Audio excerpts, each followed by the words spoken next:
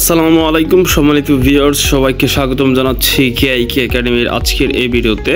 প্রিয় এইচএসসি শিক্ষার্থীরা, আর অল্প কিছুদিন পরেই কিন্তু তোমাদের এইচএসসি পরীক্ষা শুরু হতে যাচ্ছে। তো পরীক্ষার হলে যাওয়ার আগে যত ভালো প্রস্তুতি তুমি নিয়ে যাও না কেন, তোমার এই ওএমআর শিটটা যদি ভালোভাবে ফিল আপ করতে না পারো তাহলে কিন্তু তোমার জন্য সমস্যা হয়ে যাবে। এবং প্রত্যেক বছর শুধুমাত্র ওএমআর শিটে ভুল করার কারণে অনেক শিক্ষার্থীর রেজাল্ট আসে না।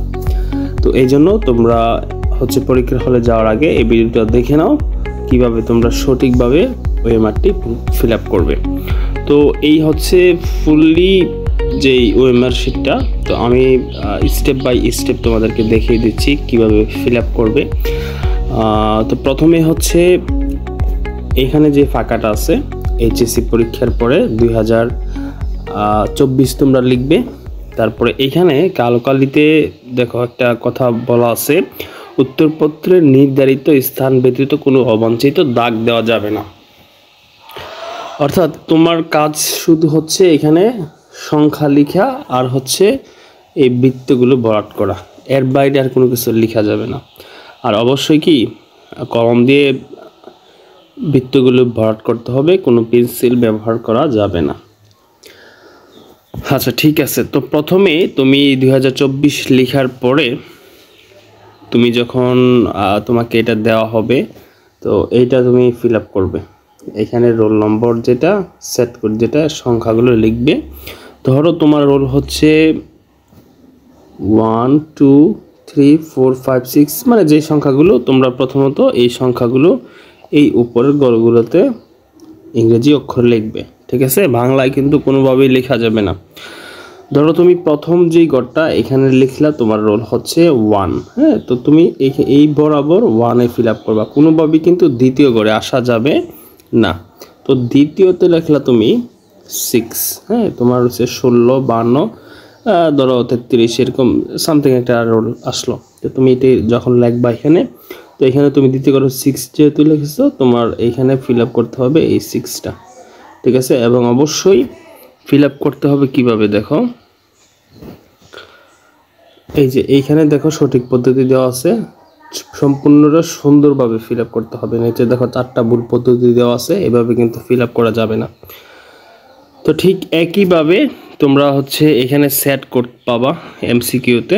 তো এটা প্রশ্ন পাওয়ার পরই ফিল আপ করতে হবে। এখন তোমাদের জন্য একটা আমি সতর্কীকরণ দিয়ে রাখি, তোমরা প্রশ্ন পাওয়ার আগে সবাই কি করো, এই রোল নং, রেজিস্ট্রেশন, বাংলা পরীক্ষা, যেই পরীক্ষার হোক বিষয় কোড এগুলো লিখে মোটামুটি প্রস্তুত থাকো, প্রশ্ন পাবো।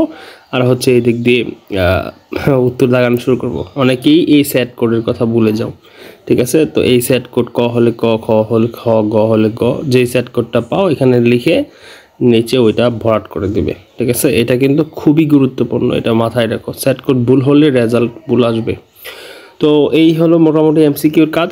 আমরা চলে যাব সৃজনশীল অংশের ওয়েমারে। তার আগে এখানে জাস্ট বলে রাখি, তোর 1 নম্বর প্রশ্নের উত্তর যদি হয় গ, তাহলে তুমি কি করবা, এখানে গতে ফিল আপ করবা, বৃত্ত ভরাট করবা, ঠিক আছে? তো এইভাবে সবগুলোতে ভরাট করে জমা দিয়ে দিবে। এই তোমার এমসিকিউর কাজ। রেজিস্ট্রেশন বিষয় কোড সুন্দরভাবে ফিল আপ করবে। এখন আমরা চলে যাচ্ছি সৃজনশীল অংশের ওএমআরে। তো চলে আসলাম সৃজনশীল অংশের ওএমআরে। পূর্বের নেই, এখানেও তোমরা 2024 যে জিনিসটা এটা লিখে নেবে প্রথমে। তারপরে এখানে এইচএসসিতে ভরাট করবে। তো তোমাদের এবারের পরীক্ষাতে সম্ভবত এই অপশনটা থাকবে না, শুধুমাত্র এইচএসসি লেখা থাকবে। তো যদি এইভাবে থাকে তোমরা এইচএসসিটা ফিল আপ করবে অবশ্যই। তো এমসিকিউতে ঠিক যেভাবে রোল, রেজিস্ট্রেশন, বিষয় কোড লিখেছ, ঠিক সেভাবেই উপরের ঘরগুলোতে লিখে সংখ্যায়, এইখানে সংখ্যায় লিখে এইদিকে তোমরা এই বৃত্তগুলো ভরাট করবে, ঠিক আছে? কোনোভাবেই যেন এক গড়ের সংখ্যার বৃত্ত অন্য গড়ে না যায়, তাহলে কিন্তু রেজাল্ট ভুল আসবে, এটা মাথায় রেখো। আর খুবই গুরুত্বপূর্ণ বিষয়, তোমাদের কাজই শুধুমাত্র এই অংশটা, উপরের অংশটা ভরাট করা। নিচের দিকে কি আছে কিচ্ছু দেখারও তোমাদের দরকার নেই, ঠিক আছে? এইটা দেখবে যে কোনো সেরা ফাড়া আছে কিনা, ওই ম্যাটটাতে, তাহলে চেঞ্জ করে নেবে খাতাটা। আর আরেকটা গুরুত্বপূর্ণ বিষয় হলো এই যে এইখানে কোনোভাবে যাতে দাগ না পড়ে এই অংশটাতে, কারণ এইটা যে তোমার খাতা এটা কম্পিউটার শনাক্তই করবে এই চিহ্নটা দ্বারা। হ্যাঁ, ধরো তোমার রোল যদি ক্লাস রোল 3 হয়, তোমাকে 3-এর মাধ্যমে জেনে যে 3-এর রোল হচ্ছে এরকম মেয়ে বা এরকম ছেলে। তো এইটাও ঠিক একটা সংখ্যা যেটা কম্পিউটার বুঝতে পারে। ঠিক আছে, এই বক্সের ভিতরে আমি যেটা দেখাইলাম এইখানে যাতে কলম দিয়ে তোমাদের কোনো অবাঞ্ছিত দাগ টাগ না পড়ে ভাইয়া। হ্যাঁ, এটা একটু খেয়াল রাখতে হবে। আর অতিরিক্ত উত্তরপত্র তুমি যতটা নিবে, হ্যাঁ, পরীক্ষার শেষে এইখানে এটা ফিল আপ করবা। হ্যাঁ, সংখ্যা যদি হয় একটা নেও তাহলে এখানে 0 দিয়ে, এখানে 1 দিয়ে, এখানে 0, এখানে 1 ফিল আপ করবা। যদি তুমি 3টা উত্তরপত্র নাও এখানে 0 দিয়ে, এখানে 3 দিয়ে, এখানে 3 ফিল আপ করবা। আর যদি 10টা নাও তাহলে এখানে 1, তাহলে 0। 10টা অবশ্য কেউ নিবে না জানি। তো যাই হোক, এই ছিল আজকের ভিডিও। তোমাদের সবার জন্য অনেক অনেক শুভকামনা রইল, আর সবার পরীক্ষা যাতে ভালো হয় সেই কামনা রইল।